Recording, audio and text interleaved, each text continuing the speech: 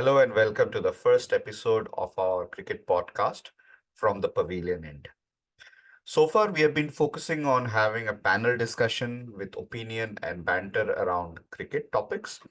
And you probably already are familiar with our Bengali YouTube channel, which is mostly to do with this kind of discussion topics.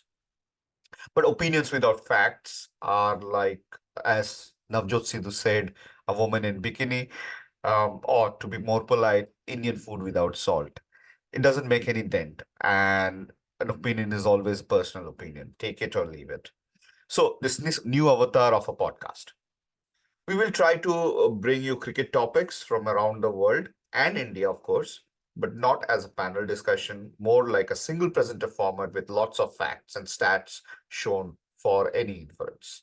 Our idol in this field is the way that Jared Kimber focuses his presentations. Please share your love and affection for the new avatar of our podcast, which will be available on Spotify. We will let you know about other links too. Do subscribe to the podcast, like and share the episode, write and tell us your opinion about how we are doing. So, without further ado, to start off, our first topic is the most burning one in Indian cricket now.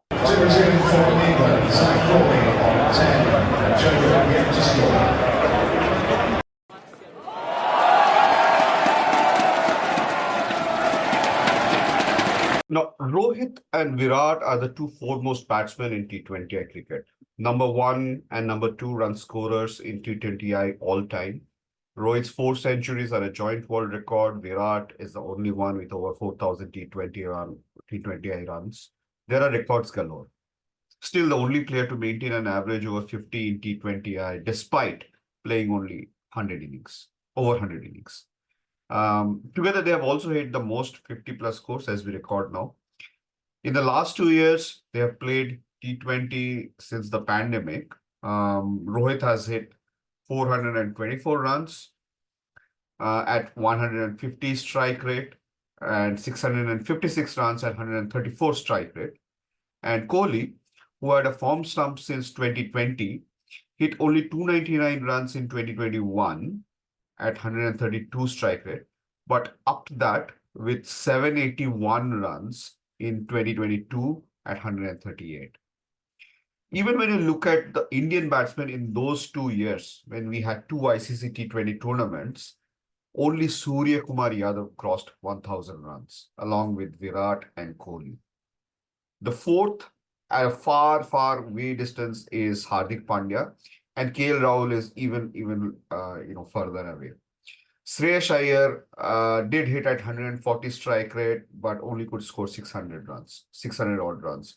We can fairly say that in the 2 years before they were dropped or they were rested, Virat Kohli and Rohit Sharma were amongst the top three T20I batsmen from India.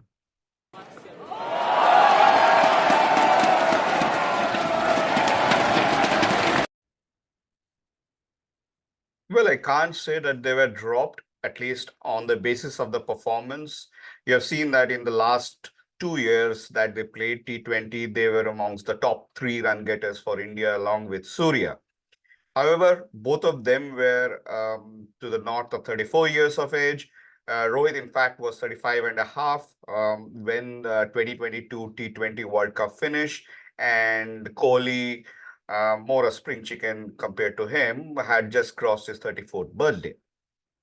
So the selectors may have had a thought about looking to the future and playing somebody, building the next set of batsmen in their stead, but I don't think so. Why? Because India have had a very cramped set of ODIs and T20s since 2019 because of the different World Cups.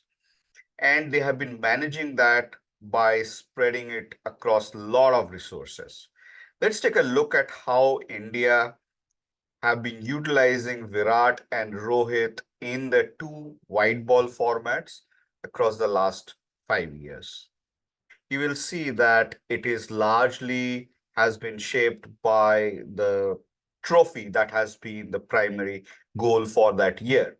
So, if we look at it from this point of view, 2019 had a ODI World Cup, 21 and 22 had T20 World Cups, and 2023 had another home ODI World Cup. Of course, 2020, there was a pandemic, because of which you can see that largely both the white ball formats, there were very less number of games. Otherwise, the number of games for a particular format would far outweigh the other format based on which World Cup was being held. So the ODIs were largely, the flavor in 2019 and 2023, whereas T20s was the flavor in 21 and 22. Now let's look at how Virat Kohli featured in amongst this. If you see, he played almost all of the ODIs in 2019, barely half of ODIs, T20s in 2019. Played almost all of in 2020. There was nothing in there. 2021, he plays most of the T20s, but barely half of the ODIs. Same in 2022, plays a lot of T20s, barely half of the ODIs. And then 2023, he plays almost all of the ODIs and no T20s. Let's look at Rohit Sharma, and it follows a similar line. Plays all of the ODIs in 2019, most of the ODIs in 2023, and in 21 and 22, he far outweighs his number of T20s compared to his ODIs. In 2020, he played barely any ODI or T20. So, the question then arises that India has been preserving Rohit and Kohli for the format in which the ICC tournament of that year was being held. And they were prioritizing them for that format. Having said that, there was also another thing to look at in 2023, and that was the Asian Games. The Asian Games was being held in China, and there was India was participating in it for the first time, but they knew that the dates would collide with the ODI World Cup. Hence, what they had to do was prepare a second string set of batsmen and bowlers who would be able to represent India in China while the main team was playing the ODI World Cup. They also had a 5 T20I series in West Indies, T24 T20 World Cup, which was also going to be held in West Indies. So the team had to prepare a core set of players, because as you can see, played nearly 23 T20s, which is far more than what India played in 2021, which was actually a T20 World Cup year. And this is because of those two reasons. So if we come to the second question, was it a plan? If I landed in from the Mars and try to make sense of this data, I would say that India and Virat and Rohit has been prioritizing the format for which there is a World Cup.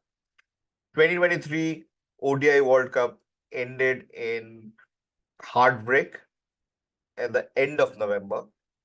The team needed some time to get over it. And the next set of T20, white ball World Cup is T20. So it makes logical sense to get Virat and Rohit back in versus Afghanistan.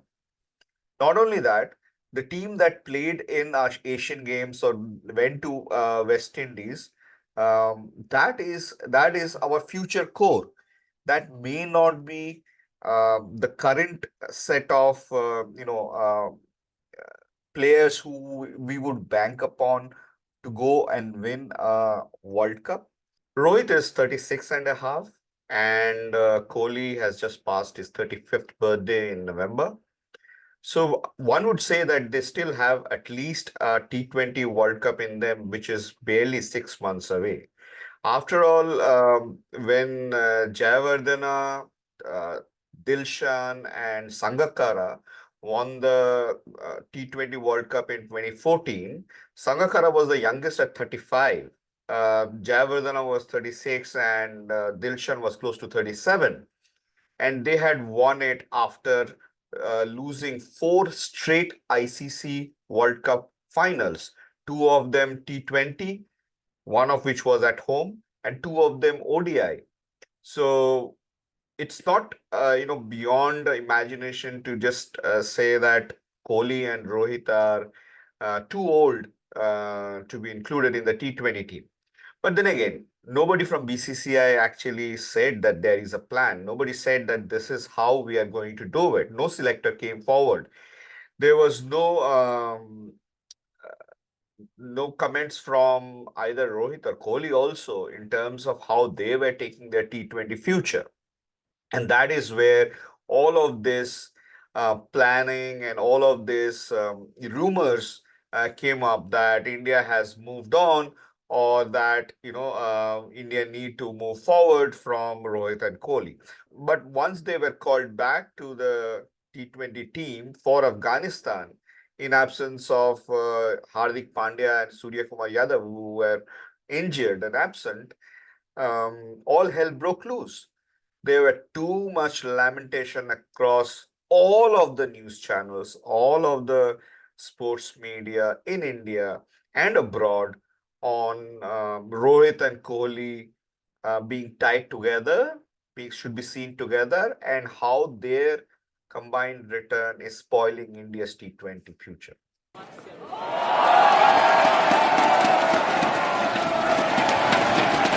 The uproar in the media was incredible for two cricketing icons who still are in their mid-30s, and possibly there could be an explanation for why they were coming back and for the long-term future of in the T20 team. Some of the articles, some of the headlines were just inflammatory. These are all articles of various respected publications, and it is pointless to go through all of them and try to try to look through the reasoning behind this kind of inflammatory articles.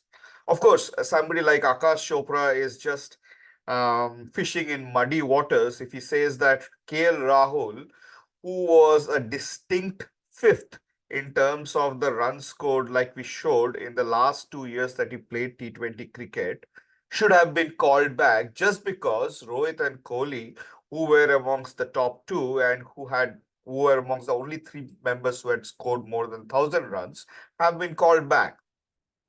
But then again, we took one article from a pretty reputable publication, Wisden India, which said that Rohit and Kohli's T20I return could waste 2 years of work. And for this, we looked at some of the reasoning that have been provided in the article, reasoning within quotes, of course, and try to see if there is any truth to it, or it might be the ignorance of the author, or is there some other hidden agenda behind that? So one part he writes, the author writes, neither Rohit nor Kohli has played T20Is since India's unceremonious exit from the 2022 T20 World Cup. At that ill-fated semi-final, Rohit made 27 and Kohli 50. Between them, they used up 68 balls out of the maximum possible 120. He continues, as a result, Rishabh Pant came to the crease with 2 overs left. None of Akshar Patel, R. Ashwin or Bhuvneshwar Kumar faced a ball. Okay. So basically the author is saying that India lost to England in 2022 T20 World Cup semi-final due to Rohit and Kohli. And this is the first reasoning that we will check. India batted first after losing the toss, and as the author said, Rohit Sharma and Virat Kohli did utilize 68 balls, of which Rohit Sharma played 28 and Virat Kohli played 40.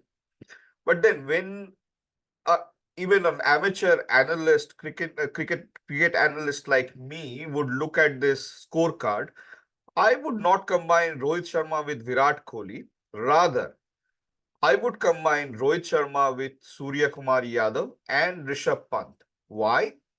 Because between the three of them, they played 42 balls to score 47 runs. India finished up with 168 runs out of 20 overs, which means that between Rohit, Surya, and Rishabh, they could score 28% of the total runs, utilizing 35% of the resources. Of these three, Rishabh Pant was playing only his second match. He was in again, out again, in again, out again kind of situation because the team management, for their incredible creativity, was preferring Dinesh Karthik over Rishabh Pant. Now, look at some of the other things. For example, Rohit Sharma's 28 balls, he hits 4 fours. So that means he scored 16 runs out of 4 balls, and the remaining 11 runs came out of 24. Surya Kumar Yadav hits 1 6 and 1 4 out of his 10 balls, which means he scored 4 runs out of the next 8 balls. Rishabh Pant scores 6 runs, of which 1 was a 4, which means he scores 2 runs out of the next 3 balls.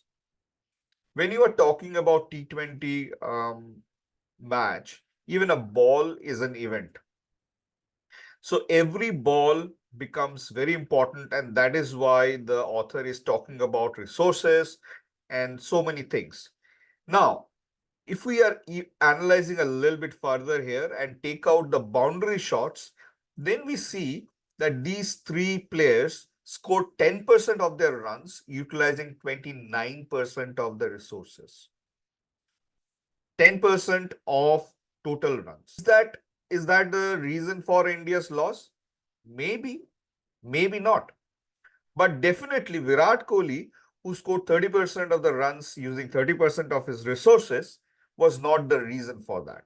Instead, the author mentions that Rishabh Pant came to the crease with 2 overs left and he didn't utilize those 2 overs.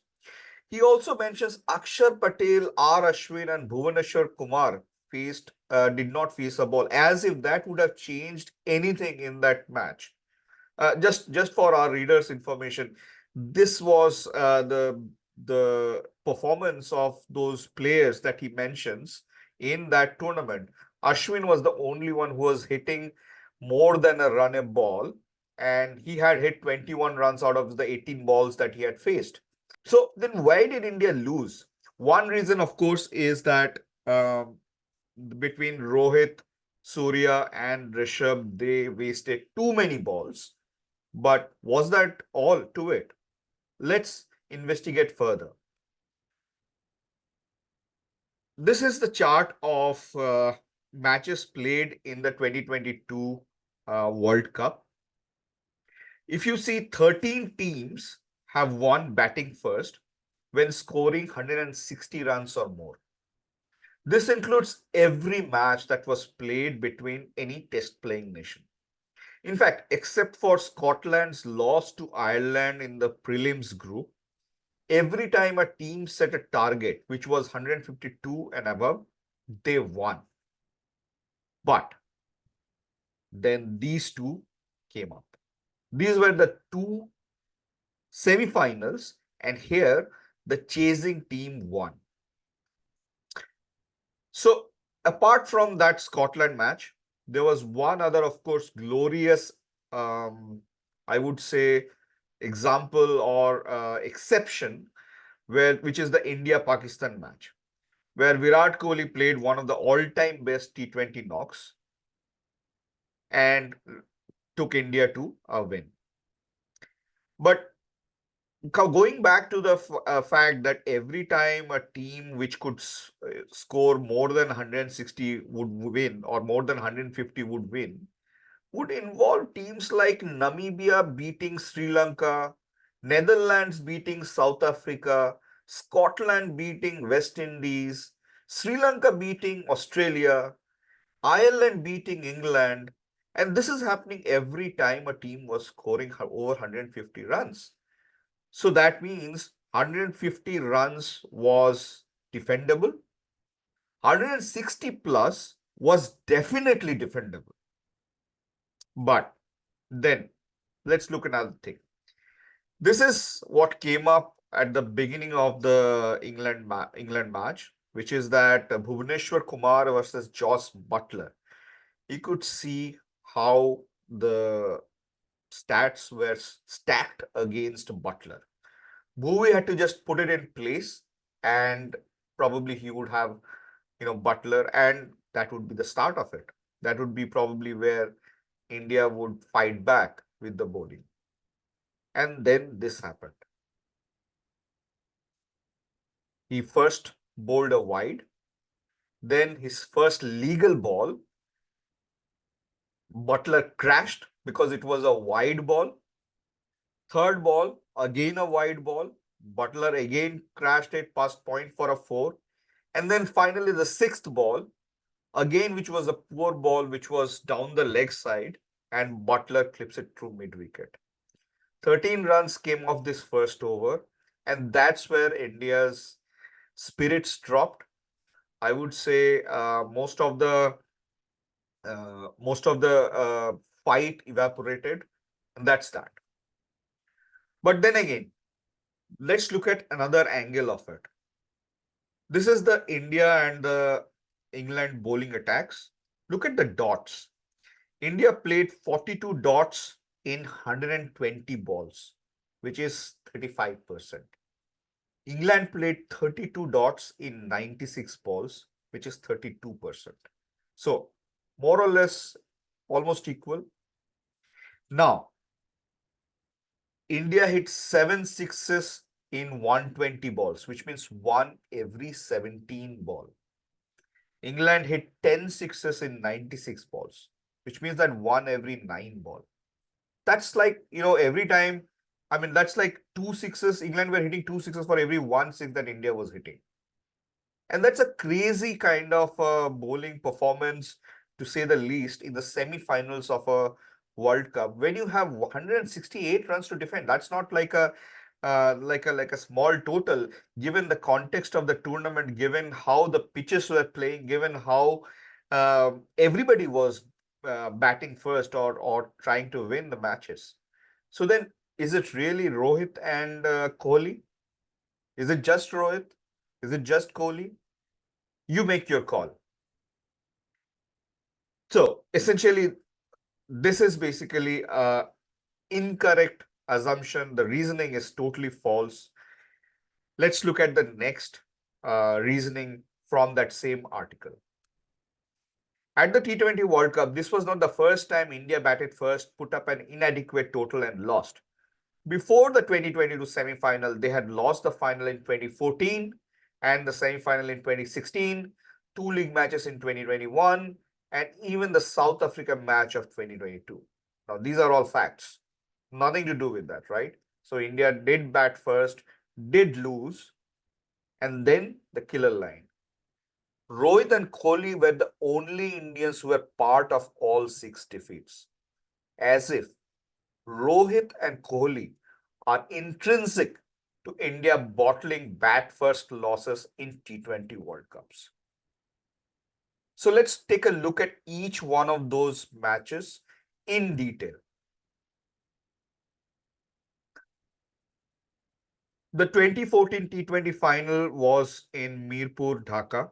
Again, India lost the toss, were put into bat by Sri Lanka, and this is what they came up with. Rohit was pretty slow. He scored 29 runs out of 26. But when he got out, India were just over 6 runs and over. And then Yuvraj Singh, the hero of 2007 and 2011 World Cup triumphs, came to the crease. And that is where the downfall started. Yuvraj scored 11 runs out of from 21 balls. Out of those 21 balls, he at one stage between two consecutive Sachitra Senanayake over played 6 dots. So it was not a maiden, but basically 6 dots across 2 overs. Those 11 runs that he scored were the most excruciating 11 runs ever Yuvraj has scored in his career. Each one of them was a single. He's basically stayed 7 overs, faced exactly 50% of those balls, so 21 balls, and contributed 11 runs. In that time, the scoreboard, the run partnership was 55. Who was doing that? Virat Kohli. After Yuvraj got out, MS Dhoni, the captain, came in. And at that point, 11 balls were left. Dhoni played 7 of those 11 balls. He scored 4 runs. Between Yuvraj and Dhoni, they scored 15 runs, playing double the amount of balls, so 28 balls almost. So, no way do we see that the run scoring is hampered because of Rohit Sharma and Virat Kohli. But then again, there's another story to it. India did fight back. At one point in time, India had Sri Lanka 4 down and into the all-rounders. And they needed 78, they were 78 for 4 in 13 overs. At that point of time, Amit Mishra leaked 14 runs from over number 15. Dhoni could have given over number 17 to anyone. 16 was a tight over by Suresh Raina, so 17th over could have been given to anyone. Bhuvneshwar Kumar, Mohit Sharma, Ravichandran Ashwin, and Ravindra Jadeja. But Dhoni gave it to Amit Mishra again. This time, Amit Mishra was hit for 15. So those 2 overs, they scored 29 runs out of a chase of 130. So if I have to put the blame on the overall match loss, I would squarely put it at MS Dhoni, who ensured that Suresh Raina did not bat, that Yuvraj did not try to hit out, that he himself did not try to hit out. And then finally, while there was a chance of Sri Lanka bottling it, bowled Amit Mishra for 2 overs, which leaked like 29 runs. Now let's go to the next one, which is the 2016 T20 semi-final. Again, India had lost the toss and they were chasing, and this was a high-scoring match at Wankhede. Anyone who batted more than 9 balls in this match had a strike rate of 169, or basically 15 runs per 9 balls. That's if your name is not Ajinkya Rahane. Rahane scored 40 runs of 35 balls at a strike rate of 114. If he had followed that average strike rate of 169, not even over that, just followed that, Rahane should have scored 59 runs. That's a matter of 19 runs more. Remember when Kohli started the last over against West Indies, in that the 20th over was bowled by Virat Kohli. At that point, he had 8 runs to save. Add those 19 runs and West Indies would have needed 27 to win. That could have made all the difference. But was that all? Let's look at it from another perspective. The hero of the West Indies innings was Simmons. Lendl Simmons played 51 balls, scored 82 runs. But in the 7th over, Ashwin had got Simmons out by a catch from Jasprit Bumrah. But Ashwin had overstepped. It was a no ball. At that point in time, Simmons was 18 of 13 balls. That's not all. There was another incident in the 15th over when Hardik Pandya had Simmons out of another no ball. And at that point, Simmons was 50 runs off 35 balls. So he would go on to hit another 32 runs in the next 16 balls. Can you blame Rohit and Kohli for this defeat? I can't. Let's go to the next one. Two league matches in 2021. World Cup was played in UAE, and there were four venues where it was played: Sharjah, Dubai, Abu Dhabi, and I think Oman. India played its first two matches in Dubai. Now let's look at the matches which were held in Dubai overall. There are 13 matches which were held in Dubai. This included one semi-final and one final. And India lost to Pakistan. India lost to New Zealand. Both times they were batting first. But look at the overall those 13 matches that were held in Dubai. 12 of these 13 matches, the team batting second won easily. That's because the timing of the matches, it started at 6 p.m. local, which meant that by the time the second batting side would come in, there would be heavy dew. And because of that, no total would be out of the reach. The one match where the team batting first won was between New Zealand and Scotland. If you look at all of these 13 matches, 12 times the team batting second won. Also, all of these 12 times, the team which won the toss actually won. Because you knew if you won the toss, you would bat second and you will win. Pakistan, whenever they won the toss, batted second and won. The one time Pakistan lost the toss, which was versus Australia, they had to bat first, and Australia won that in the semi-final. So that's how the game played. But then, was it Virat Kohli and Rohit Sharma's to blame that India lost these two matches? Finally, let's look at the 2022 South Africa match. Here, India were batting first after losing the toss, and Virat Kohli and Rohit Sharma were both out by the time 7th over was finished, and India's score was 41. And then the entire middle and lower middle order caved up. Surya Kumar Yadav played a blinder, scoring 68 of 40 runs, but that's it. Kohli and Rohit were the only members to get into double figures apart from Surya. Surya was on 1 when Kohli got out. He scored 67 of the next 38. The rest of the team managed 25 of 41s. Why did they fail? Because there was no one to hold the innings from the other end. The person who was trying to hold the innings, Dinesh Karthik, he scored 6 runs of 15 balls. Ashwin scored 7 of 11 balls. And that's why they ended up with 133. Is it because of Rohit and Kohli's failure? Yeah, they failed, but was the overall total because of their failure? Well, so let's go back now to the reasoning that was given. And we see that that's also totally inaccurate. Let's look at a third reasoning now.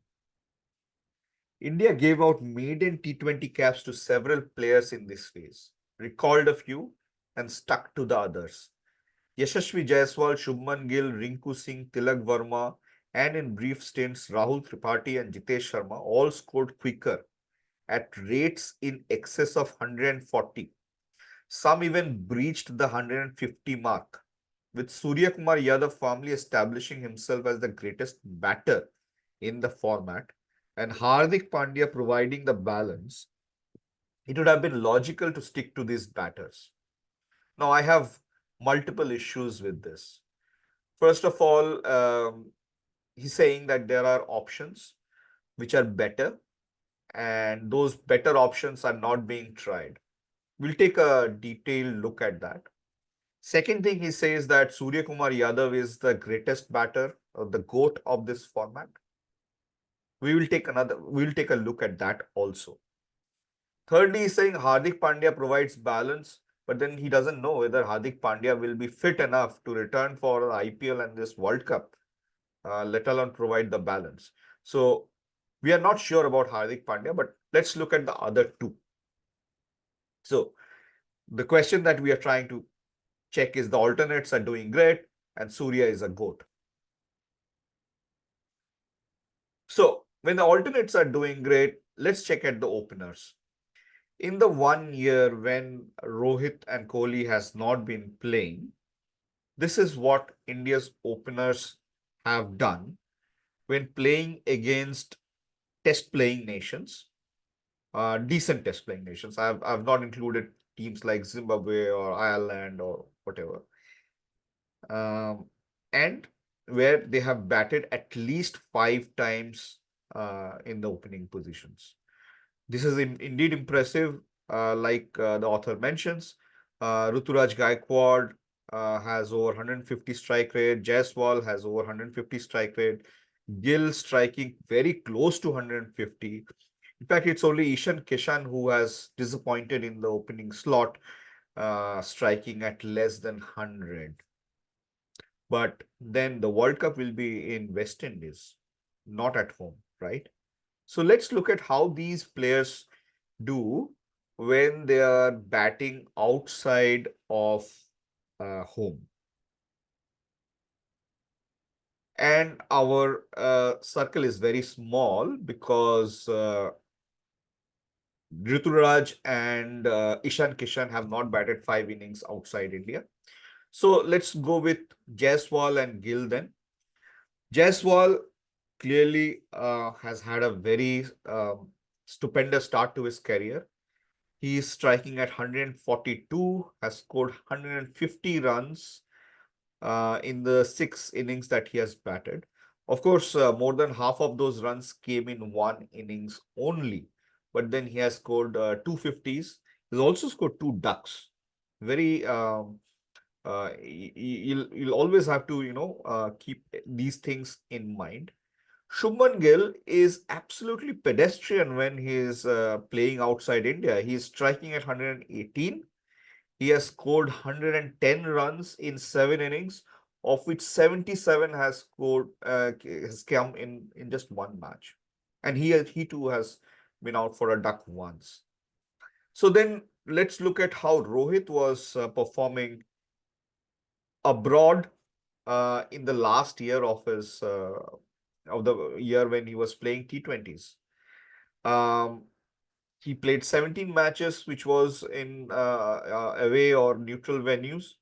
He was striking at 137, 36.89 or 137, and scored 423 runs, which is distinctly superior to Shubman Gill's performance abroad. So genuinely, if I have to pick two openers, Rohit Sharma and Yashasvi Jaiswal would come into the team. Let's go to the next set, which is the number 3 batsman. And here, alternates that we see are Surya Kumar Yadav, who has played the most. 7 matches, 297 runs, 1 century, 250s. He has been, a class apart. And then there are two other interesting names, Tilak Verma and Rahul Tripathi. Tilak Verma scores at 158 strike rate. Rahul Tripathi scores at 144 strike rate. Even though the total run scored is pretty small, but the strike rate is pretty impressive. Let's do that same thing and put the marker of how they're doing when they're playing away from India. And the issue here becomes that none of them have batted more than 5 innings outside India except for Surya Kumar Yadav. Now, Surya Kumar Yadav can play number 4 also. So let's take Surya Kumar Yadav out, or let's lower our qualification criteria and let's take at least 3 innings for the qualification. 3 innings played outside of India. And then we see that Tilak Verma's name comes up. Tilak Verma scores 91 runs at 175 strike rate, which looks very appetizing. But 55 of those runs came against Bangladesh in the Asian Games in China, while they were chasing a total of 95. Take that out, and he scores 36 runs in 26 balls, which is a strike rate of 138. And that is distinctly same or similar to what Virat Kohli was striking at when he was playing it in 2022 outside of India. He scores 584 runs at an average of 73, strike rate of 141. So I don't see how Tilak Verma can be an alternative. Surya Kumar Yadav can be an alternative though. If Kohli is opening, then Yadav can play 3. If Kohli is number 3, then Yadav can still slot back into number 4 because Yadav has played in number 4, scored a lot of centuries also at number 4. I have nothing against Surya Kumar Yadav. I think he is a brilliant batsman. I think he is one of the freaks of batting. He innovates. He's creative. He's fearless. His overall T20I record is phenomenal, to say the least. He has a strike rate of 171.55, which is unprecedented, which cannot be. I mean, anybody's playing more than 50 matches, that is the maximum strike rate. The total number of centuries he has hit, he along with Rohit Sharma is at the top of that list. He could be one of the all-time best, but is he really the all-time best at this point of time? Is he really a GOAT? Should we call him a GOAT? Let's look at it a little bit more. So, how does Surya perform under pressure in a pressure match? What is the most pressure match that Indian team encounters? I would say versus Pakistan, and of course in the knockout stages. So let's look at those two angles. Surya has played 4 matches against Pakistan, and 4 is not a small number. In those 4 matches, he has scored 57 runs of 46 balls for a distinctly, underperforming 123 strike rate. He has hit only 1/6 of those 46 balls. Has screwed up every time that he has played Pakistan. Remember, India will be playing Pakistan in the T20 group stages. So I would not, based on the statistics that I see here, I would not bank on Surya to get India over Pakistan in that match. The next one is, of course, knockout matches. He did play 1 knockout match. That was the 2022 World Cup semi-final, and we all have seen what he did. 14 runs of 10 balls, where he scored 1/6 and 1/4, which means he played 8 balls for 4 runs. And it was his performance, or rather his non-performance, which meant that India did not go on to score maybe 180 or 190 or 200. He could be improving those things in near future. But as of now, the statistics do not give a rosy sight. Now let's come to the domestic front, maybe in international front, because he has just played 1 match. It could be just a small sample. Let's look at the domestic front. Since his India debut, he has played 3 IPLs. 3 IPLs is a long time. In 2021, he could not make MI qualify for the knockout. Not only that, he scored 317 runs in the league. In 2022, again, he could not make MI qualify for the knockouts. He scored even less, 303 runs in the league. In 2023, finally, MI did qualify for the knockouts. MI beat Lucknow in the eliminator. Surya hit 33 runs off 20 balls. But they were blown away by Gujarat Titans, where Shubman Gill, of all people, played a blinder.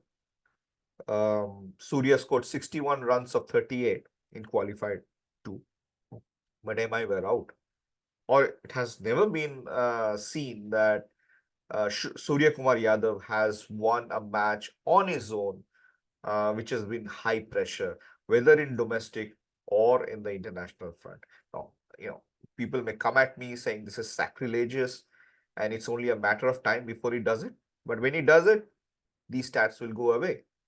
Till he does it, these stats have to stay. Now take another look at it. It says that Rohit and Kohli are to blame when India bat first and score inadequate runs. How has Surya performed in those situations where Rohit and Kohli were actually not present and it was on him to do that role? Let's look at the India West Indies tour. India played 5 T20Is, four of them in West Indies, one in USA. They actually lost the series 3-2.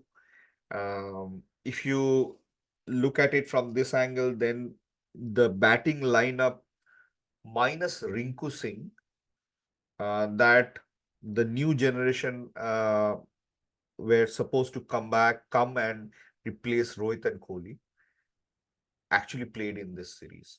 So Ishan Kishan, Shubman Gill, Yashasvi Jaiswal, Surya Kumar Yadav, Tilak Verma, all of them, Akshar Patel, all of them were playing here. Hardik Pandya. So everybody was playing there. India lost 2 matches batting first. Let's look at each one of them. So the second T20I, India scored 152 runs. West Indies chased it down easily in the 19th over with 2 wickets to spare. The scorecard is pretty sorry looking for Surya Kumar Yadav.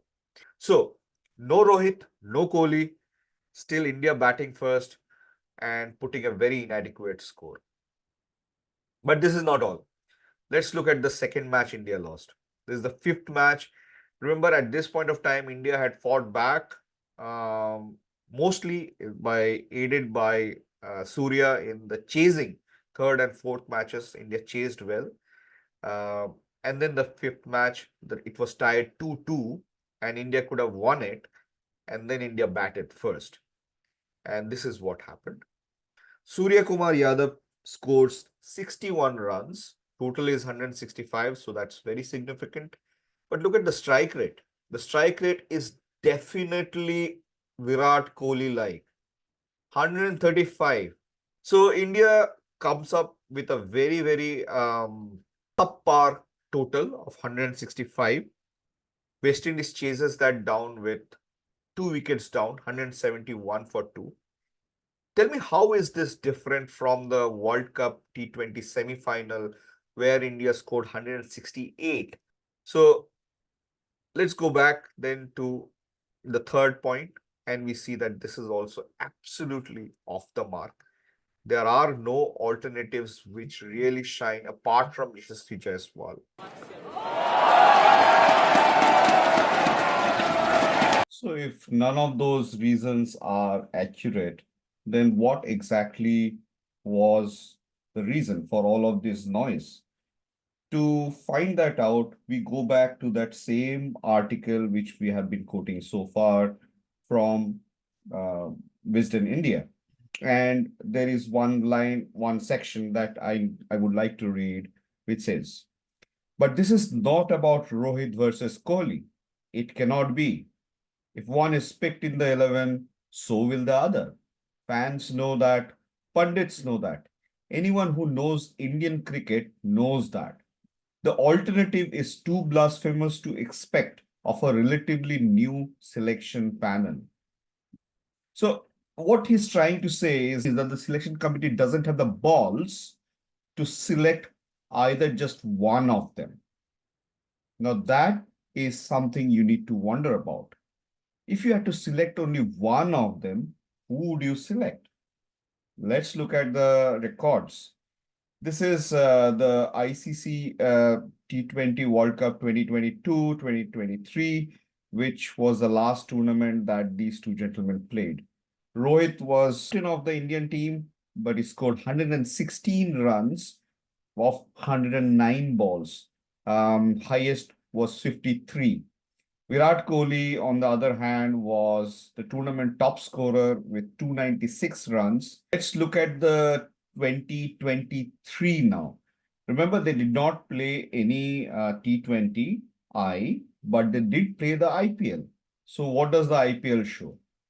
In the IPL in 2023, again, Virat Kohli is fourth on the top of the run scorer list with 639 runs. Rohit Sharma scores 332 runs, playing 2 matches more, 16 matches.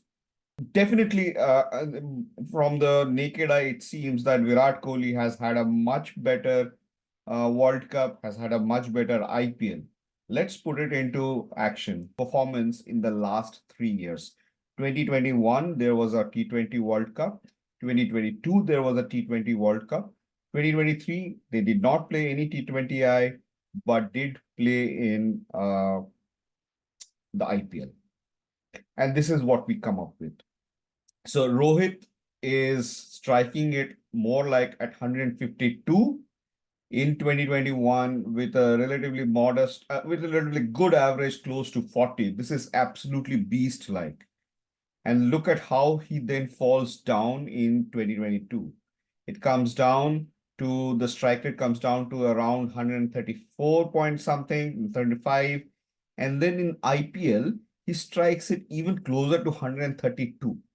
So there is a distinctive downward stretch to his performance. Kohli, on the other hand, remember he was going through a prolonged form slump in during the pandemic from 2019 onwards. So 2021, he starts off with a very high average, but a very modest strike rate of 134, which he then goes on to improve in 2022 as he strikes it over 138 and the average goes down. That's not a bad thing. Then in T20, in the year 2023, when he doesn't play any T20I, in IPL he strikes it even better at 139. So distinctively there is a performance graph that is going up. Now let us look at the performances of the other players in the 2023 IPL. Shubman Gill, of course, had a breakout year, scoring 890 runs, striking at 157. That was humongous. He also scored his first T20I 100. Yashasvi Jaiswal cemented his place in the T20 team. He strikes at 163 and scored 625 runs. Look at even Ruturaj Gaikwad. He struck at 147.5 and 590. What is common to all three? They are openers. But wait, Virat Kohli, who is fourth there, scoring 639 runs at nearly 140 strike rate, he was also playing as an opener. And as an opener, he was also averaging 53.25 with 2 centuries.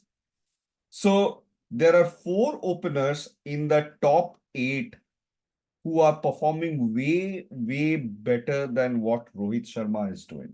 This be all of these articles from various eminent cricketers and cricket journalists be an attempt to deliberately club Rohit Sharma with Virat Kohli just to ensure that Rohit gets into this T20I team. Because as we see, there are more danger to somebody usurping Rohit's place than anybody coming to Virat's place. The only person who could take over Virat's place realistically is Surya Kumar Yadav. But Surya Kumar Yadav can play, in all of the top 6 positions with equal panache. But there are so many different players who could come and take over Rohit's place. There are a number of contenders who can come in here. And furthermore, Rohit's captaincy has lost its charm. We have seen Hardik Pandya being the captain. We have seen Surya Kumar Yadav being the captain. So captaincy is nothing, huge here. So is this a ploy to tag along Rohit in the sense that it will lead to him being in the team because Kohli just because of his performances cannot be dropped. Whatever you are talking about Kohli in terms of uh, India losing or India not performing, we have seen all of them are totally agenda based. But this is from the Indian journalist or some of these agenda journalists. Is there actually a fact-based way to see whether Virat and Rohit stand up to the global metrics? That's what we'll check next.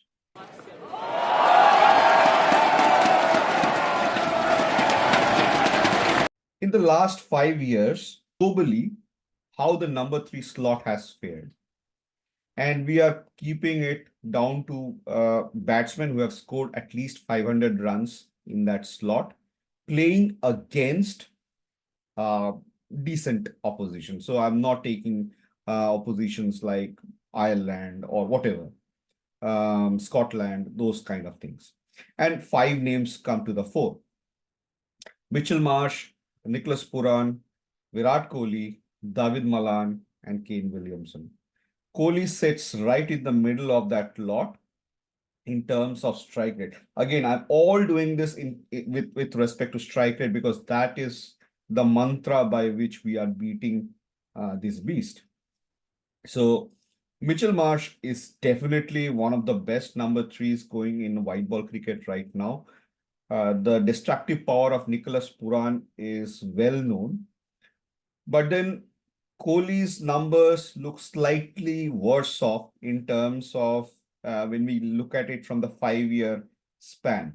But do remember, this 5 year span included a stretch of 3 years when Kohli was really in the dumps. If you go back to 2022, we just showed that Kohli was striking it at close to 138. So that's in Nicholas Puran category and just off Mitchell Marsh. In 2022, that was the strike rate with which Virat Kohli was striking. So definitely Kohli is still one of the best number threes. Now, what about performance in West Indies? For this, we checked for number 3 slot in West Indies where the person has played at least 5 innings. Unfortunately, Kohli doesn't come into this, but look at where Mitchell Marsh sits, 152, humongous. That's like incredible.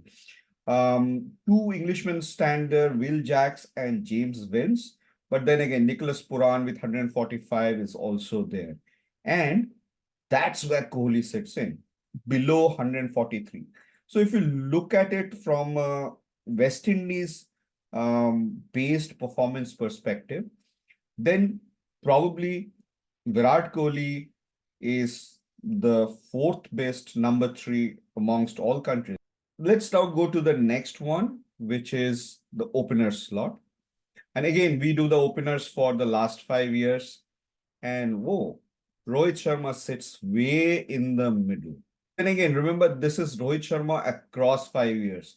He's striking it more like 132 or 133.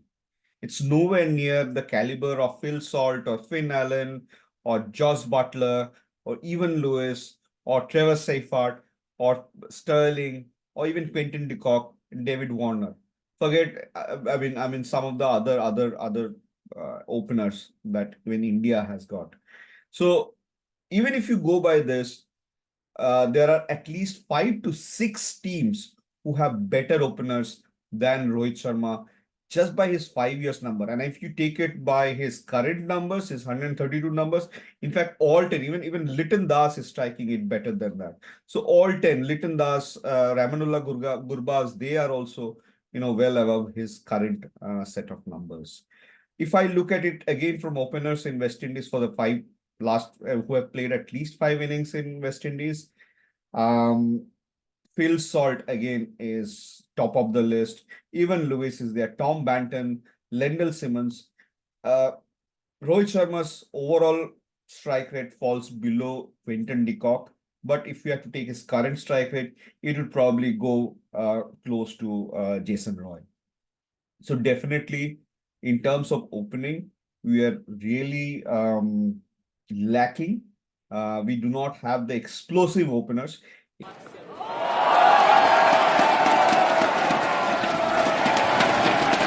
Before we conclude, let me request once more for you all to please share your feedback on this episode and subscribe to the channel.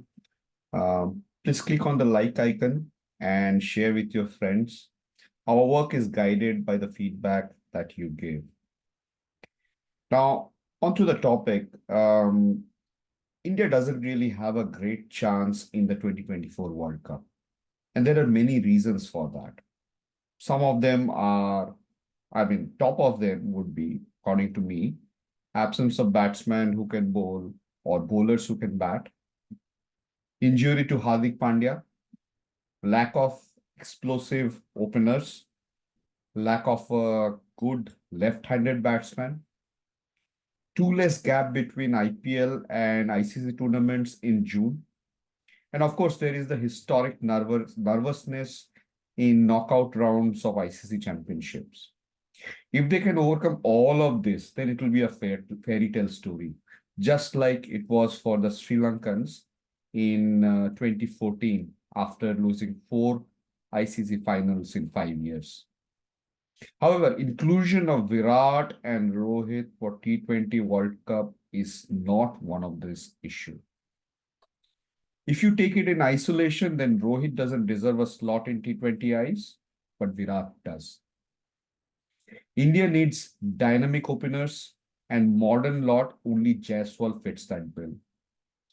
If you take Shubman Gill, even on his most glorious days, he's a Rohit or a Virat style accumulator who can play 20 overs and rapidly accelerate after 10 overs at the crease. The other ones like Ishan Kishan and Ruturaj Gaikwad doesn't inspire confidence against pace. So, Indian selectors needs to grow a pair and take tough calls. If the first half of IPL 2024 is the selection criteria, then ensure that it is announced. Choose the team on merit.